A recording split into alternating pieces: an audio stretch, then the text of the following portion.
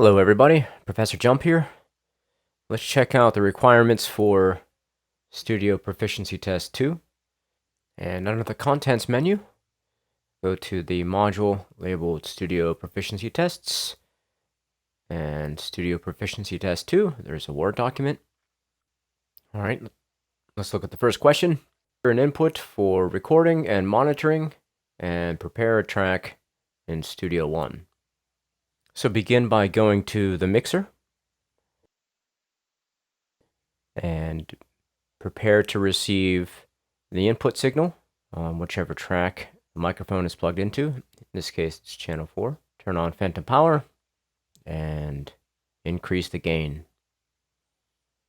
Make sure you got good, clear signal. And open up the DAW, and you can click on this plus sign here to start a new track. Label it test, and then select the input 4 to receive signal. Now you want to arm the track by clicking the circle, making it turn red, turn off the monitor icon, and record about 10 to 15 seconds of audio. Okay, stop the recording and return to 0. Next, we'll prepare the track to record on layers by right-clicking on the track itself. Go into Layers, Add New Layer. You notice that our first take goes to the bottom once we click the little icon on the left. And let's record another take.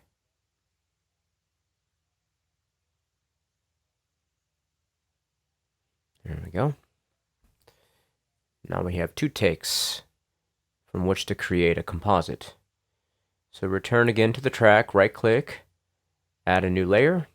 So now both takes are down below the primary track on their own layer. I'll select the speaker icon from the tool panel and click on a piece of audio and hold the button down, and then choose the arrow tool and select a segment of audio, and then proceed accordingly. Listen with the speaker icon, choose the arrow tool, and highlight and select a fragment of audio, and it goes up to the primary part of the track at the top. Take a couple minutes and construct your composite. Okay, it might be wise to turn snap off. You can collapse your layers. Now we're going to create a crossfade between these segments, so it's useful to zoom in, and if they are already on top of one another, a crossfade has been automatically added. But you might need to slide one event into the next, and a crossfade should appear. If it doesn't, you can highlight both fragments of audio and then click the letter X to create a crossfade. See, the keyboard shortcut for a crossfade is the letter X.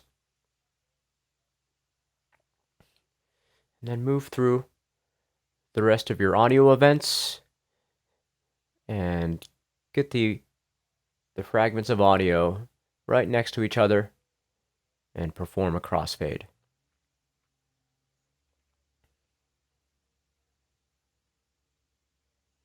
Okay, next up, you should set your loop bracket to encapsulate the entire audio fragment, and click the Forever Loop icon in the bottom in the transport panel.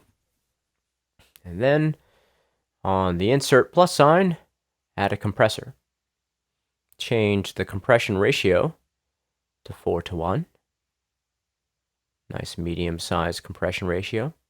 Press play and observe the volume of the overall audio via RMS, the hovering white dash. And then set your threshold value to a little bit below where RMS is hovering. And you'll know your compressor is working when you see the reduction meter spring to life. And then the last step is we're going to add an effect via send. So go to the plus sign next to the word send, add a new effects channel, and then on the new effects channel, go to its insert plus sign and choose reverb. And that's everything.